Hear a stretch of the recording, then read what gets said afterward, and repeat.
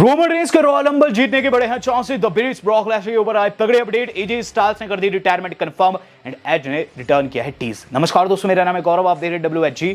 जैसे कि मैंने आपको बताया, आज दोस्तों बहुत सारी खबरें डिस्कस करने वाले हैं।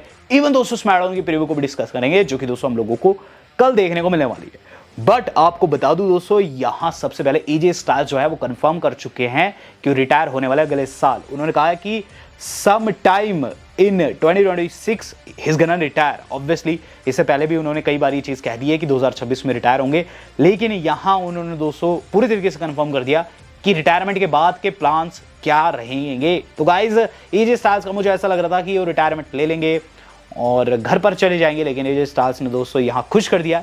एजे स्टाइल्स ने कहा है कि he will probably continue working with WWE, यानी कि WWE के काम करते रहेंगे। वो कहते हैं कि ये काफ़ी अच्छा आइडिया रहेगा यंग टैलेंट को डेवलप करने का, यानी कि दोस्तों एजुकेट वो करने वाले हैं एज ए कोच। दोस्तों वो हमें 2026 के बाद देखने को मिलेंगे। और guys most probably performance centre के अंदर दोस्तों वो टैलेंट को शिक्षा दे सकते हैं as a coach, as a trainer. दोस्तों हम लोगों को एजे स्टाइल्स आगे कंटिन्यू करते हुए नजर आएंगे। अच्छी चीज़ इसलिए है क्योंकि दोस्तों ऐसे में जब भी W वालों को उनका यूज़ करना होगा, जब भी दोस्तों उन्हें कोई अपीयरेंस दिलवानी होगी, तो आसानी से वो चीज़ की जा सकती है। बात कर लेते हैं दोस्तों इससे अगली न्यूज़ की। तो भाई इससे अगली न्यूज़ जो आज की हमारी जुड़ी है द मॉन्स्टर केन से। तो जहां एजे स्टाइल्स रिटायरमेंट की बातें कर रहे हैं, केन के रिटर्न के चांसेस भी बन चुके हैं। दरअसल दोस्तों मैंने आपको बताया 2027 में जो सऊदी अरेबिया है वो गाइज लेकर आ रहा है रेसलमेनिया, और ऐसे में बहुत बड़े बड़े सुरमाओं को वहां बुलाया जाने वाला है, क्योंकि दोस्तों सऊदी की जो क्राउड है वो लेजेंड्स को ज़्यादा पसंद करती है बजाय करंट टैलेंट के। तो केन ने दोस्तों यहाँ रिटर्न अपना टीज कर दिया। वो लिखते हैं the mayor forgot this guy, जिसके नीचे आप देख सकते हैं उन्होंने तस्वीर लगाई है केन की, और इमेज शायद से AI जनरेटेड है, बट मैगजीन काफ़ी तगड़ी लग रही है। मैगजीन कवर काफ़ी तगड़ा लग रहा है। और आपको बता दूं ग्लेन जैकब्स यानी कि दोस्तों जो केन है वो मेयर है, बट वो ये चीज़ लिख रहे हैं कि शायद से मेरी एक जो छवि है दूसरी छवि को भुला चुकी है। केन ने कंफर्म कर दिया है कि गाइस कहीं ना कहीं देयर इज ए पॉसिबिलिटी कि जल्द हम लोगों को द बिग रेड मॉन्स्टर फिर से वापसी करते हुए नजर आए। बात कर ली जाए इससे अगली न्यूज़ की, जो कि जुड़ी है द इन्वेजन से। तो ये चीज़ हमने 2 हफ्ते पहले प्रेडिक्ट की थी और आज दोस्तों इसके ऊपर कंफर्मेशन आ चुकी है। W वाले TNA के साथ मिलकर दोस्तों एक ज्वाइंट PLE करवाने वाला है जिसका नाम है इन्वेजन। आज से कई वर्ष पहले 2001-2002 के आसपास ये हुआ था, जिस वक्त WCW एंड WWE जो है साथ में मर्ज हुई थी। यहाँ दोस्तों फिर से हो रहा है, कोई मर्ज तो नहीं है, लेकिन ऑब्वियसली दोस्तों इन दोनों के बीच में कोलैब चला हुआ काफ़ी टाइम से, सबको पता है। NXT के अंदर TNA के स्टार्स आ रहे हैं, तो फाइनली दोस्तों हम लोगों को इन्वेजन देखने को मिलेगा। हाल फिलहाल में इन्वेड भी किया था TNA रोस्टर ने NXT में, और शॉन माइकल्स ने बताया कि अब वो इन्वेड करने जा रहे हैं TNA को। तो गाइज ये PLE आप लोगों को देखने को मिलेगा और इसके लिए ट्रेडमार्क भी डाल दिया गया है। गाइज एक शख्स इस सो कॉल्ड इन्वेजन का पार्ट हो सकता है, जो कि अगर होता है तो कहीं ना कहीं दोस्तों ये मस्ट वॉच बन जाएगा। दरअसल बताया जा रहा है कि जिला फाटू जो है आ सकते हैं इसके अंदर। जिला फाटू ने दोस्तों एक फोटो लगाई है जिसके अंदर वो ट्रिक विलियम्स को मार रहे हैं, लिखते हैं हैप्पी फाटू फ्राइडे।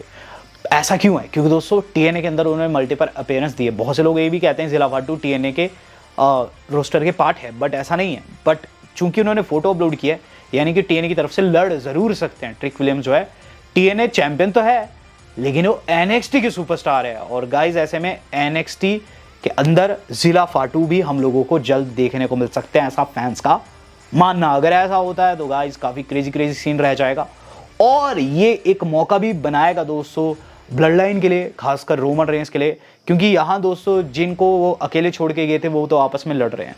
तो ऊसोस की मैं बात कर रहा हूँ, ऊसोस आपस में भिड़ रहे हैं। और आपको बता दूँ दोस्तों जो जे है उन्होंने एक पिक लगाई है, फैंस दोस्तों उसका विरोध कर रहे हैं। ये पिक दोस्तों उनकी है जिमी के साथ में, और लिखा है स्टिल टाइट, लेकिन फैंस लिखते हैं so stop screaming in his face, यानी कि अगर आप सोचते हैं कि आपका बॉन्ड अभी भी टाइट है तो आपको उसको चिल्लाना नहीं चाहिए। जिमी के मुंह के ऊपर दोस्तों उन्होंने काफ़ी गलत बातें कह दी थी JNSBT रॉ में, और फैंस दोस्तों कह रहे हैं कि जे जो है चेंज हो चुके हैं और जिमी के लिए वो जो कुछ कह रहे हैं वो सब कुछ फेक है। तो देखते हैं दोस्तों क्या कुछ रहता है इनके बीच में। हाँ कहीं ना कहीं दोस्तों ये चीज़ रोमन रेंस को हर्ट करेगी अगर दोनों भाई फिर से लड़ने लग जाते हैं। तो देखते हैं क्या कुछ इनका सिनारियो रहता है। हम बात कर लेते हैं दोस्तों इस अगली न्यूज़ की। तो इस अगली न्यूज़ जो आज की हमारी जुड़ी हुई है वो जुड़े हुए हैं दोस्तों द गेम ट्रिपल एच से। तो ट्रिपल एच गंदी बुकिंग कर रहे हैं रैंडी ऑर्टन की, ये न्यूज़ है दोस्तों। दरअसल रैंडी ऑर्टन को हमने बहुत बड़े बड़े PLEs में बहुत लंबे टाइम से नहीं देखा है कि कोई जीत पाई हो उन्होंने। और ये चीज़ दोस्तों एक फ़ैन ने नोटिस की और उसने एक लंबा चौड़ा ट्वीट लिखा। उसने ये चीज़ लिखी कि रॉ के प्रीमियर पर भी रैंडी ऑर्टन नहीं थे, एनिवर्सरी पर नहीं थे, स्मैकडाउन की रॉ की 25th और ESPN प्रीमियर पर भी है, रेसलप्लूजा में भी उन्हें कोई खास जगह नहीं दी गई। तो शायद से रैंडी ऑर्टन को कोई हेट करता है और डिसरिस्पेक्ट आफ्टर डिसरिस्पेक्ट उसे कर रहा है। ऑब्वियसली इशारा था ट्रिपल एच के ऊपर, जिस पर किम ऑर्टन जो कि पत्नी है रैंडी की, वो लिखती है यू आर नॉट रॉन्ग। तो ये चीज़ हमने भी कई बार डिस्कस की है और यहाँ दोस्तों किम ऑर्टन ने भी कंफर्म कर दिया है कि ये रैंडी ऑर्टन की डिसरिस्पेक्ट है जो उन्हें इतने बड़े बड़े PLEs का पार्ट नहीं रखा जा रहा है। इसके अलावा मुझे याद नहीं कब उन्होंने लास्ट वर्ल्ड टाइटल जीता था गाइज, बहुत लंबा अरसा हो गया है। जब रैंडी ऑर्टन दोस्तों अपनी रिटायरमेंट टीज करेंगे तब शायद डब्ल्यू वालों को लगे कि इसके कंधे पर टाइटल रखना चाहिए, वरना यूं ट्रिपल एच दोस्तों रैंडी को बुक नहीं करने वाले हैं। शायद से वो बदला दे रहे हैं उस सेगमेंट का जहां रैंडी ने स्टेफनी को किस कर दिया था। तो देखते हैं दोस्तों आगे कैसा करियर रहता है रैंडी का, लेकिन हाँ उनकी पत्नी इस चीज़ से बिल्कुल भी खुश नहीं है।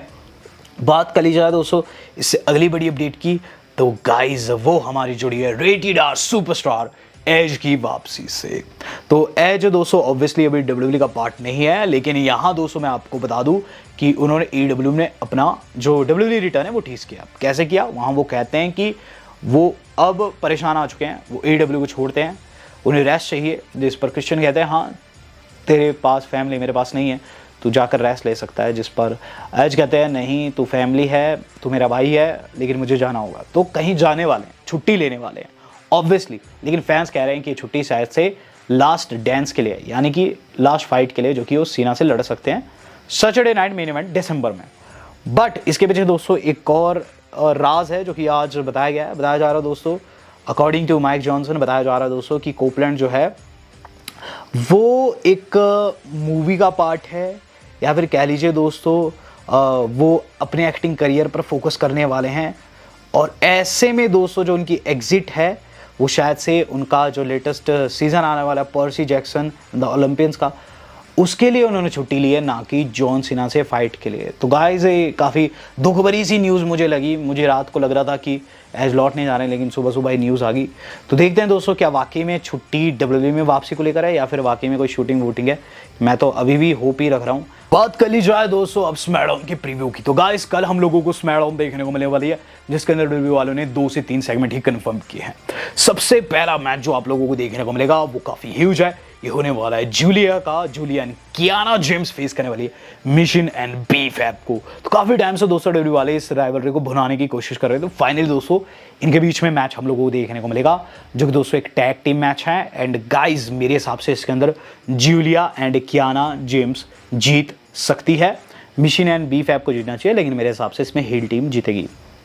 Then we got this huge championship match between Tiffany Stratton, Nia Jax and Jade Cargill। तो गाइज एक ट्रिपल थ्रेट हम लोगों को यहाँ देखने को मिलेगा। मेन इवेंट में भी रख सकते हैं WWE वाले से। Women championship on the line है, जो जीतेगा दोस्तों स्टेफनी वेक्कोर को फेस करेगा पर्थ ऑस्ट्रेलिया में होने वाले क्राउन जूल में।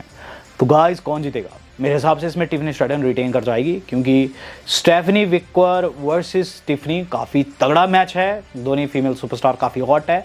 तो देखते हैं दोस्तों क्या कुछ रहता है और कौन इसमें जीत कर निकलता है। दैन दोस्तों Cody Rhodes and Seth Rollins का भी हमें ब्रॉल देखने को मिल सकता है। दरअसल दोस्तों कोडी एंड सैथ जो है कंफर्म हो गया है इस बारी के पर्थ ऑस्ट्रेलिया में होने वाले क्राउन जूल के लिए, जहां crown joule championship and ring के लिए आपस में भिड़ेंगे।